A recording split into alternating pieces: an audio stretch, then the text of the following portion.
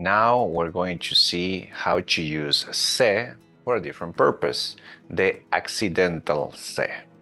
So when do we use this se? We use this se in situations where you would say in English, for example, oh, I dropped the glass.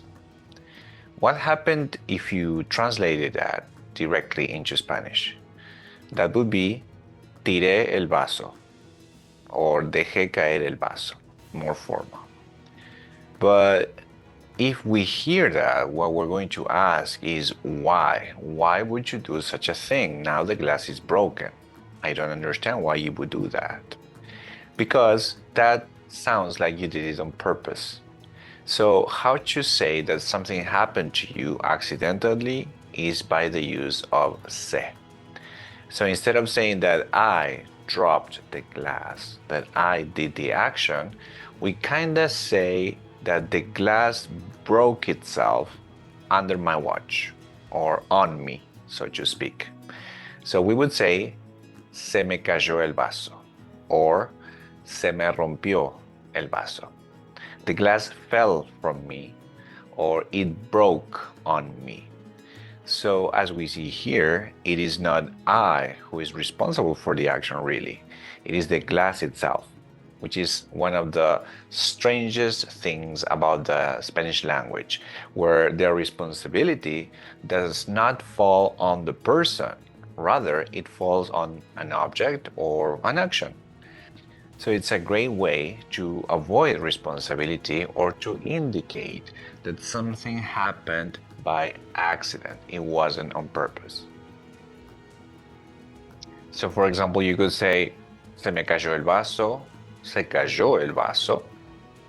So se cayó el vaso would be when it didn't happen to you directly. For example, the glass was on the table and suddenly it fell. So that would be se cayó el vaso. I wasn't there involved directly. But if I have it on my hand and it slips or I drop it, then I would say se me cayó el vaso. To me, it fell, right? Or it slipped from me. So what is the structure for this accidental se? The first step is that we're going to use the word se, the reflexive pronoun. Okay, we're going to use that, or the accidental se, however you want to consider it. And then we're going to use an object. All right, that object will be a pronoun like me, te, le, nos, les. Right, so remember those pronouns, indirect object pronouns. Any of these pronouns will do, which indicates who the action happened to, under whose watch, so to speak, happened the accident, okay? And then we're going to go with the verb in the third person, which has to agree with the object of the action.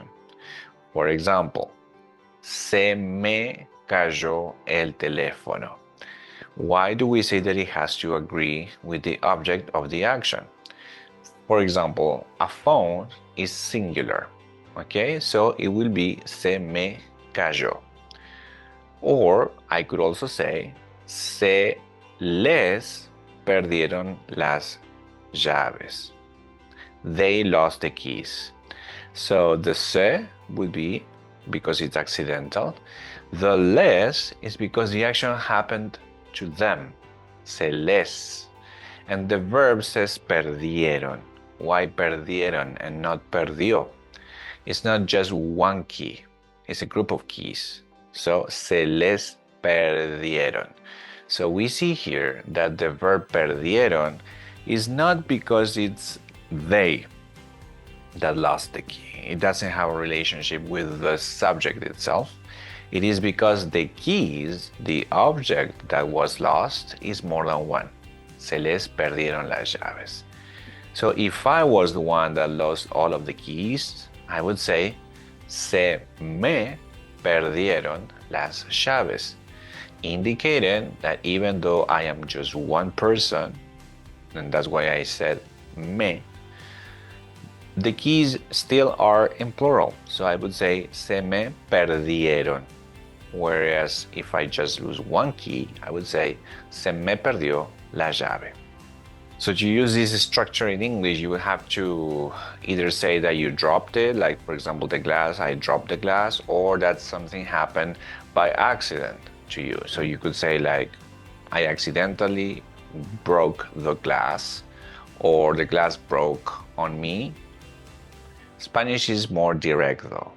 So you can say, se nos quemó la comida. The food burned while we were cooking. Se nos quemó la comida. Or you can say, se le cayó el libro. He or she dropped the book. So do you see the difference here? Spanish is more direct, and in this case, it allows you to show that it was not done on purpose. It's like it isn't directly your responsibility. Something happened, but without you trying to do that. Something broke on you, something got lost on you. We can also use this structure to say phrases such as, I ran out of money. So it wasn't your intention to do that. So you would say, se me acabó el dinero. Se me acabó el dinero. I ran out of money. You can use the same expression to speak about time. Oh, se me acabó el tiempo. Se me acabó el tiempo. I ran out of time. We usually use the verb to lose, perder, with these things. So for example, I could say, se me perdió la billetera. I lost my wallet. Se me perdió la billetera. Also, we use the verb to forget. For example, olvidarse. Se me olvidaron los documentos. Se me olvidaron los documentos. I forgot the documents. One key note. In English, when you forget something at home by mistake, you would say things such as, I left my glasses, right?